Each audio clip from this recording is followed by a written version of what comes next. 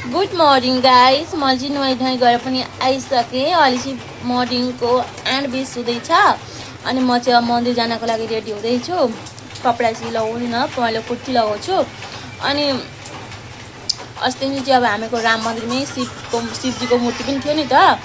अनि त्यो चाहिँ हामी पूजा गर्दाखेरि अब कस्तो हुन्थ्यो भने हामीको घरबाट 10-15 मिनट लाग्दछ हिँडेर जाँदाखेरि। अनि के सोच्थ्यौँ भने त्यतिखेर चाहिँ फटाफट मन्दिरमा चाहिँ पूजा गरेर आउँ अनि घरको काम गरौँ भनेर सोच हुँदो रहेछ कि त्यस्तो खालको सोच हुन्छ नि त। अनि अहिले चाहिँ घर अगाडि शिव मन्दिर छ नि त, अहिले चाहिँ घर अगाडि पनि शिव मन्दिर छ। अनि कस्तो हुँदो रहेछ भने आरामले पूजा गरौँ न, मतलब घरको काम सकियो अरे जस्तो हुँदो रहेछ कि। अनि टाढा हुँदाखेरि चाहिँ पहिले चाहिँ पूजा गरेर आउँ अनि त्यहाँबाट घरको काम सकौँ भनेर सोचिँदो रह। छेउमा हुँदा चाहिँ आरामले घरको कामसम्म सकेर नुहाइ गरेर आरामले पूजा गरेर आउँ भनेर सोच हुँदो रहेछ। मम्मीले चाहिँ पूजा गरियो आउनु भयो, मैले चाहिँ गरेको छुइनँ। अहिले टाइम पनि बेसी त भएको छैन, 8:20 हुँदैछ। म पनि जान्छु अब कपाल सपाल कोरेर कपडाहरू लाउँछु, स्विटर लाउँछु अनि म जान्छु। अनि अहिले चाहिँ पानी पर्दैछ अलिअलि, अहिले चाहिँ भर्खर नुहाइ गरेर आएको म। अनि एउटा कुरा भन्न आएको कि म चाहिँ यहाँ केही वस्तु देखाउँछु पनि तपाईँलाई अब। अनि मतलब कि म केही खोज्दै थिएँ, मम्मीले के भन्नु भने पानी पऱ्यो हो, म बारीमा गाई बाँधेको थियो अनि मम्मीले भन्नुभयो म बारीको गाई लिएर आउँछु त 2-4वटा कपडा खन् ती धोएर पोलिस सुकान त, अनि त्यहाँबाट आरामले पूजा गरेर आइज मैले गरिहालेँ पनि भन्नुभयो मम्मीले। अनि पानी त पर्दैछ, म बाथरुममै सुकाइन्छु कपडा चाहिँ धोएर। अनि हुन्छ भनेर म चाहिँ अनि के अरे मम्मीलाई भन्छु भनेर हुन्छ भने मम्मीलाई। अनि उसको बादमा म चाहिँ अनि साबुन निकाल्नु पऱ्यो, साबुन सकेको थियो कपडा धुलाउने भनेर आएको थिएँ। अनि पापासँग एकजना काका आउनुभएको थियो भेट गर्नको लागि, म चाहिँ चिन्दछु अलिक पर्ती जग्गा काका। अनि भन्नुभयो पापा कहाँ जानुभयो भन्नुभयो, मैले पनि बजार जानुभएको छ मार्केट भने, आज सोमबार बजार भने। अनि काम थियो भन्नुभयो, मैले के काम त सोधिनँ अब आफ्नो त के काम भनेर सोधिनँ, पापासँग केही काम होला अब। अनि मैले पनि बजार जानुहुन्छ भने भेट्छु हुन्छ पापासँग मैले त्यही भनिदिएँ। अनि सायद अब खोइ बजार जानुभयो कि कहाँमा त पनि मलाई थाहा छैन। अनि मैले चाहिँ साबुन निकाल्दै थिएँ कि साबुन सकेको थियो, हामी डिब्बामा राख्छु नि त, त्यो डिब्बा पनि तपाईँलाई म देखाउँछु। अनि के भन्नु भने दोकान छ भनेर भन्नुभयो। अनि मैले छैन त भनेको, अनि साबुन यत्र उदी छन् दोकान छ होला भन्नुभयो। अनि मैले भने दोकान हुँदाखेरि थोरै न पछाडि हुन्छ अगाडि हुन्छ, दोकान भनेको अगाडि हुने वस्तु थोरै न पछाडि हुन्छ भने। अनि हो भने पत्याउनु भएन फास्ट दुईकै भन्नुभयो होइन। अनि मैले चाहिँ भने होइन घरकै लागि हामी कसरी ल्याउनुहुन्छ पापा सोध्दै नि अब भनेर भने मैले हरेक चिज त्यसरी ल्याउनुहुन्छ। अनि फास्ट मैले दुईखेसम्म होइन भनेको दोकानको लागि मैले जिद गर्नुभयो कि। अनि मैले पनि लगालगी के भने दोकान थियो भने थोरै न घर पछाडि हुन्छ, घर अगाडि दोकान हुन्छ भने, घर अगाडि दोकान चाहिँ हामीको देख्नुभएको छ भने छैन भने किन। अनि उनले भन्नुभयो जसरी सामान ल्याउनु हुँदो रहेछ मेरो पिता, अनि त्यसरी त सानो दोकानमा यसरी नै सामान ल्याउहन् भन्नुभयो कि। अनि होइन हामीको घरमा त्यसरी नै ल्याउनुहुन्छ पापा भनेर भने मैले। अनि म पनि मार्केटहरू गएँ भने अनि अब हामीको दोकानबाट जहाँ सामानहरू ल्याउँछ नि त त्यहाँका दादाहरू या काकाहरू के भन्छ बुनु आऊ दोकानको सामान लैजान आऊ भन्छ कि मलाई। म त घरलाई दोकान भन्नुहुन्छ कि चिजको हुनुहुन्छ, धेरै ल्याइदिन्छ त्यसरी भन्नुहुन्छ। म हाँसिदिन्छु के भन्नु अब आऊ दोकानको सामान ल्याउन भनेर भन्नुहुन्छ मलाई पनि। अनि कहिलेको चाहिँ साँच्चै कुरो भन्दा मान्छे पत्याउनु कि मैले दुई खेपसम्म होइन भने कि। अनि हो नि भन्नुभयो। अनि मैले लगालगी के भने हामीको घर अगाडि दोकान छ र घर अगाडि दोकान हुन्छ पछाडि थोरै न हुन्छ भने। अनि त्यो पनि दोकान त छैन साँच्चै भन्नुभयो। अनि मात्रै पत्याउनु भयो कि।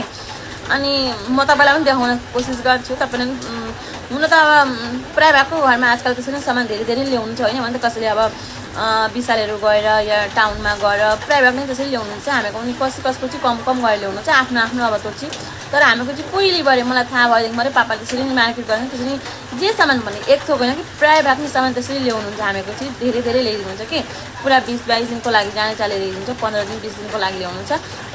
सोमबार र बिहिबार त डेली पापा बजार जानुहुन्छ, मार्केट जानुहुन्छ, तर त्यसरी ल्याउनुहुन्न कि एकैचोटि ल्याइदिनुहुन्छ 15-20 दिनको लागि।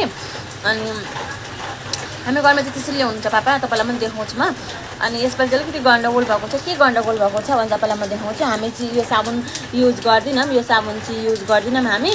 मतलब पापाले साबुनहरू यति हालिदिनु भनेर भन्नुभएको छ, दादाले बिर्सेर हो कि अब के सोचेर अब यता सकेका थिए यही साबुन नै हालिदिनु भएछ। तर हामी चाहिँ भिवेल साबुन मतलब युज गर्छौँ, जुन सेतो हुन्छ नि व्हाइट कलरको भिवेल, सबैलाई थाहा छ त्यसमा निलो खोल्ची निलो हुन्छ भिवेल, त्यही पसन्द गर्नु छ। मम्मीले पनि त्यही पसन्द गर्नुहुन्छ, मलाई पनि त्यही राम्रो लाग्दछ। पहिलीबार हामी चाहिँ त्यही नै युज गरिरहेका छौँ, त्यही राम्रो लाग्दछ। यो साबुन मन पर्दैन, त्यही पनि मैले 2-4 चाहिँ युज गरिसकेँ साबुन पनि अस्ति अब सकेको बेलामा।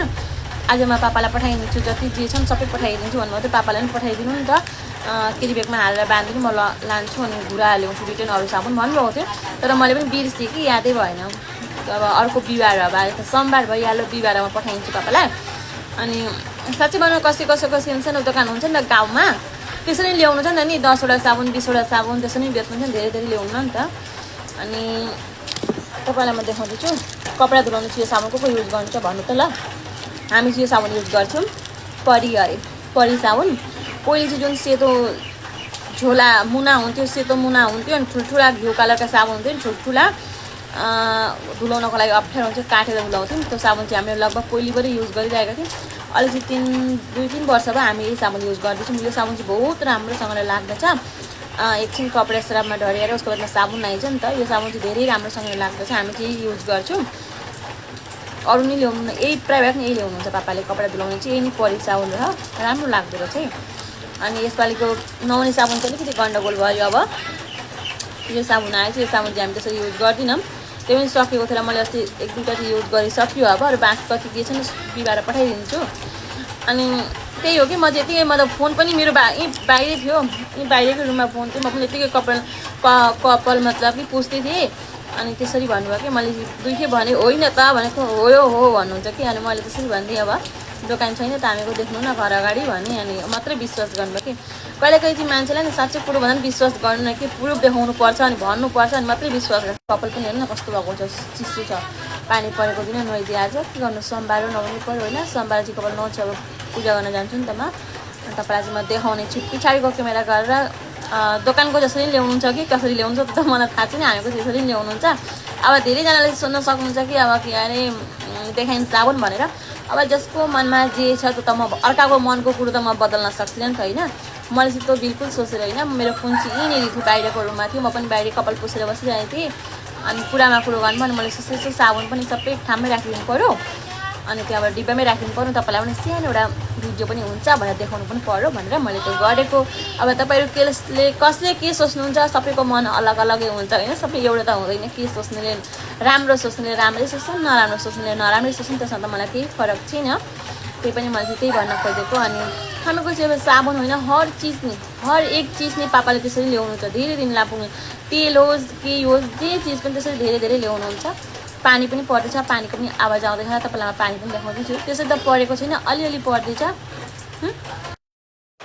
तपाईँलाई चाहिँ म देखाउँदैछु पहिले ल पछाडिको क्यामेरा गरेर अब मेरो त्यो स्ट्यान्ड छैन नि त फोनको अलिकति दिगदारी हुन्छ त्यही भएर तपाईँलाई म पछाडिको क्यामेरा गरेर देखाउने छु यता चाहिँ हेर्न सक्नुहुन्छ तपाईँलाई म राम्रोसँगले देखाउँदैछु ल गाइस यता चाहिँ हेर्न सक्नुहुन्छ तपाईँलाई मैले राम्रोसँगले पुरा सामान फिजाएर देखाइदिँदैछु साबुन चाहिँ कपडा धुलाउने साबुन दुईवटा युज भइसकेछ त्यसबाट अनि नुहाउने चाहिँ अलिक बेसी नै चाहिन्छ नि त अब अनि त्यहाँ नुहाउने पनि 3-4 भइसकेँ अब जति जे छन् अरू चाहिँ घुराउँछु म पठाइदिन्छु पापालाई बिहिबार अनि यता चाहिँ हेर्न सक्नुहुन्छ अनि अब साँच्चै नै भन्नु टिकाकाले नराम्रो पनि भन्नु भएन अब के भन्नु नि अब सानो दोकानमा त्यसरी राख्नुहुन्छ नि त सामान होइन भने त 10 पिस या 15 पिस ल्याएर बेच्नुहुन्छ नि त